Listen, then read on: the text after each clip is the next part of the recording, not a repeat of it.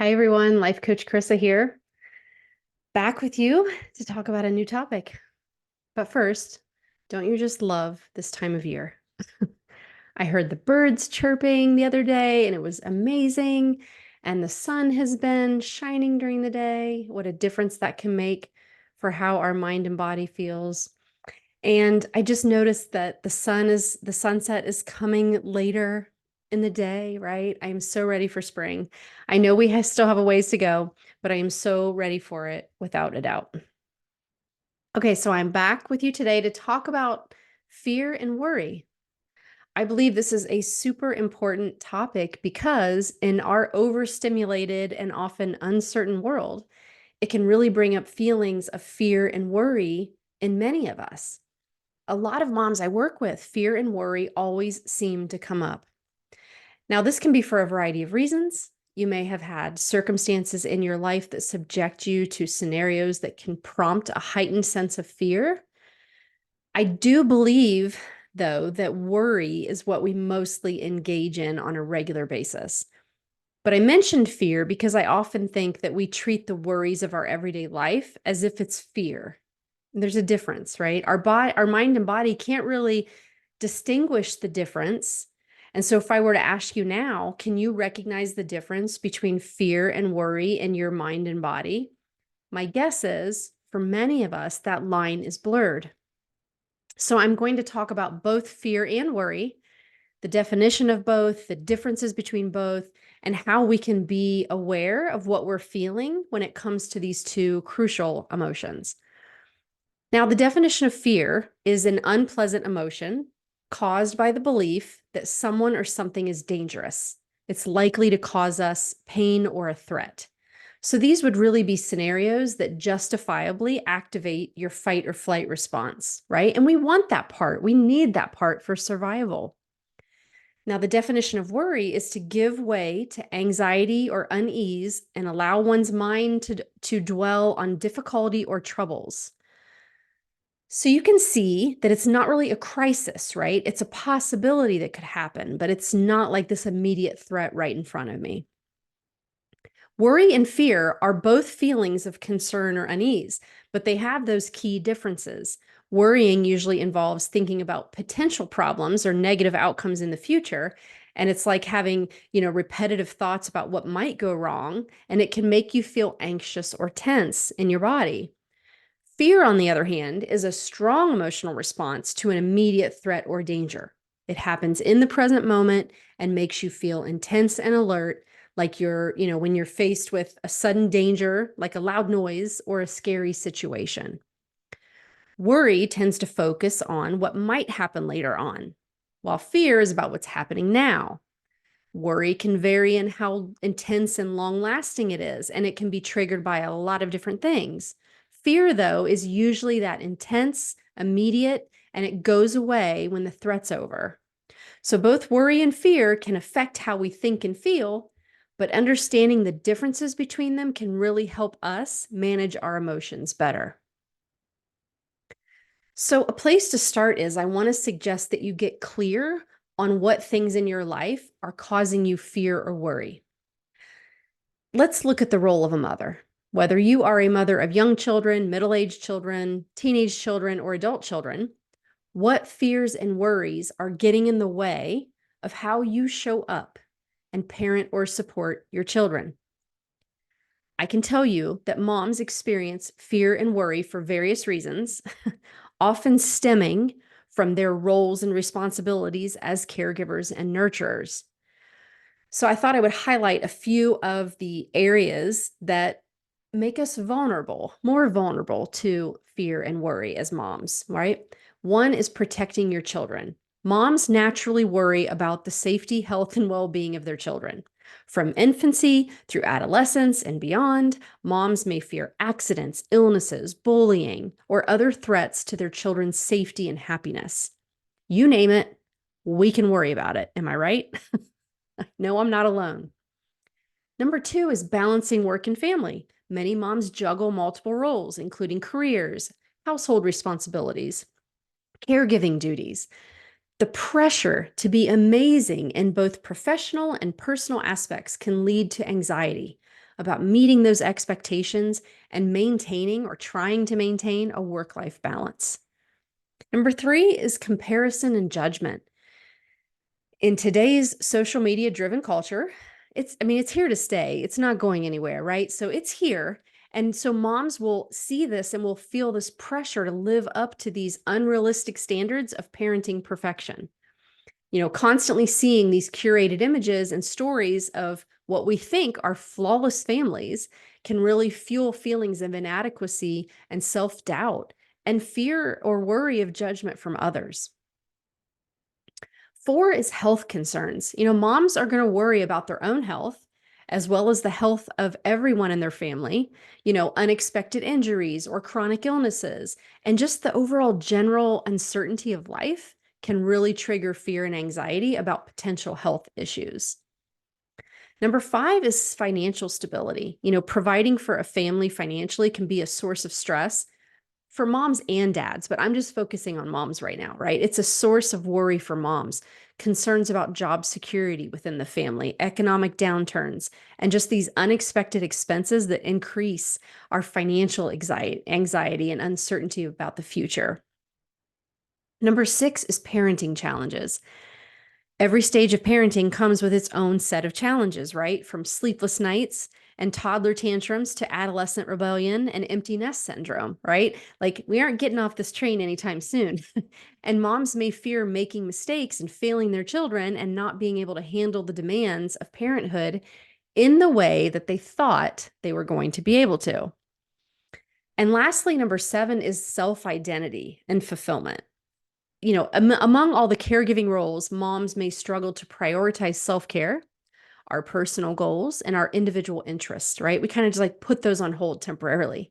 And so there's this fear of losing our sense of self or sacrificing our dreams for the sake of others. And it can really bring about anxiety and worry about our own personal fulfillment, right? Even though maybe we're pushing it down, it's still there. It doesn't go away. So those are all very real reasons we will find ourselves living with fear and worry, right? I mean, who wouldn't? And trust me when I tell you that I used to let fear and worry lead my parenting. I would let fear and worry alter how I would show up with my kids. I used to worry my kids were not going to be safe. That they would not do well in school, that they were going to be exposed to the ugliness in the world and not be what I had dreamed about for them, right? The story that I had. But you know what I realized? All the worrying and fear in the world did not save me from the heartache that I would eventually come to endure. It didn't matter how much worrying and fear I indulged in. I was involved, I was engaged, I was constantly contemplating, I was constantly coming up with plans and problem solving, trying to head off disappointment and trouble at every pass. I was there, but the fear and the worry blocked me from being able to think creatively and come from a place of acceptance, compassion, and love. I always had this underlying sense of fear and worry with everything in my life, really, not even just relating to my kids. And that underlying tone got in the way of me being able to make rational decisions. Why? Because fear and worry activates our nervous system. I mean, imagine it's like this mission control of your body. When fear and worry activates the central nervous system, you lose some of your ability to control what is happening. This is science. This is facts. You lose connection with your intelligent thinking capabilities.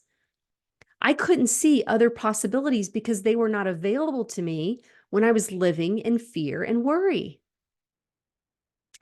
Dr. Russell Kennedy with the Anxiety RX podcast, I listened to him, and he recently shared that when we worry, we secrete dopamine. I had never heard this. Did you know this? Your brain feels positive when it worries. The same way it would if you ate your favorite little sweet. You get a secretion of dopamine. You get a dopamine hit. Your brain feels positive when it worries. It thinks it's being useful and productive. It thinks that worrying is keeping you safe, but it isn't.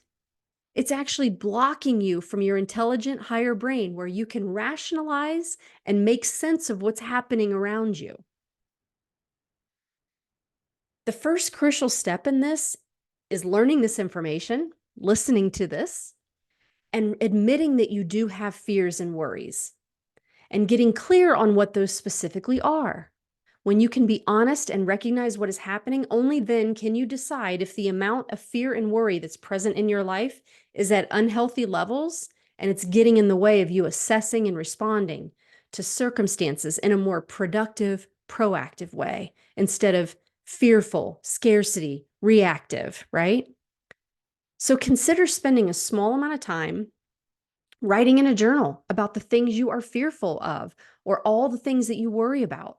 You have to see it to change it. And there's something magical when you see it on paper. Challenge your thinking, challenge your feelings. What is beneath it? I know you can do this just like I did, right? My list would have had things like, am I doing enough? Am I messing up my kids?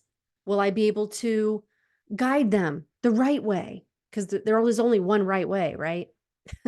Is my daughter safe at school? Is she able to value herself and make reasonably solid decisions to look out for her best interest? Is my son following his path? How is he handling his emotions? He's struggled in the past. Is he ready for what comes next? Did I prepare him enough? What if my mom's health declines and I'm not ready for that? What if I get cancer? What if my husband gets cancer? What if one of my kids gets sick? What if we encounter a financial setback and it puts a squeeze on our household? I mean, I could go on and on and on. I know you have to be thinking right now about what your worries and fears are. We all have them. Some people might say, well, I don't want to think about those things. I'm telling you that 95% of the time we are in an unconscious thinking. And since fear and worry is a foundational part of our primitive brain, whether you acknowledge it or not, you are in some way worrying or fearful within your own mind and body. It's there. So I say, let's pull back the curtain and look at it head on. What are my fears and worries? Are they stories embellished to provoke some sort of action from me? Are they true? How much is true? What's actually going to happen? And what are the hypotheticals? When you look at this and assess where you are with worrying, you can decide how you want to move forward with it. Now, everyone is different. I realize I do have faith. And I often remind myself that I do not have control over everything that happens in this world. And I trust that if and when a challenge comes to my way, that I have been made for this and I have been strengthened to be strong enough to face it. That's faith.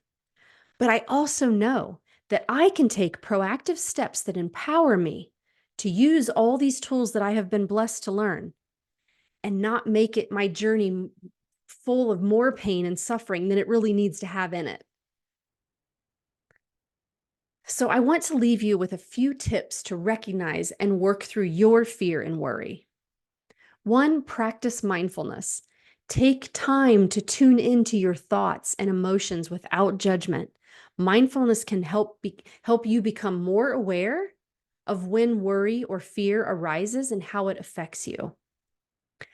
On my social media, you'll see I did a whole year of mindfulness tips. I have 52 of them, I think, out there. So there are plenty of things that you can do to become more mindful, right? So open yourself up to some of those. Number two, challenge your negative thoughts. When you catch yourself worrying, ask yourself if the thought is realistic or if there's evidence to support it. Challenging those negative thoughts can really help you see them more objectively and reduce the impact that it has on you. Number three, focus on what you can control. Instead of dwelling on the things that you can't change, focus on what you can control. Take practical steps to address any concerns or problems that are in your life and let go of the things that are beyond your control. Number four, practice self-care. Taking care of yourself physically, emotionally, and mentally can help reduce stress and anxiety. Make time for activities that bring you joy and relaxation, such as exercise and hobbies, or spending time with loved ones, listening to music. Practice self-care. If you do not take care of you, you are not going to perform at your best for everyone else that needs a piece of you. Number five, seek support. Don't be afraid to reach out to friends or family or even a professional, right? A therapist, a coach to get support. Talking to others about your fears and worries can really provide this perspective that you need. And it really helps you feel less alone, right? Gets you off that island that you've been stuck on. And number 6, practice gratitude. Try to cultivate a sense of gratitude by focusing on the positive aspects of your life. Keep a journal and include what you're grateful for each day, or just simply take a moment each day to appreciate all the good that's in your life. And it can really help shift your focus away from the negative and the fear and the worry. Okay, everyone. So that is what I have for you today. It is my desire for you to be able to recognize where fear and worry are getting in the way of living a more peaceful and calm life, that you will take back control by knowing how your brain works and what you can do to optimize the strengths it has. I really appreciate you listening to me today. If you found this helpful, click that like and share button. You can also click subscribe and you'll be notified anytime I upload a new video. And if you or someone you know is struggling with fear and worry, I encourage you to visit my website at lifecoachingwithcarissa.com. You can easily book a complimentary session with me. I have available times listed on there, and you just pick one that works for you. Very simple. And, learning new tools and concepts and having someone challenge your perspective can be so life-changing. All right, everyone, have a great day, and I will see you in a couple weeks.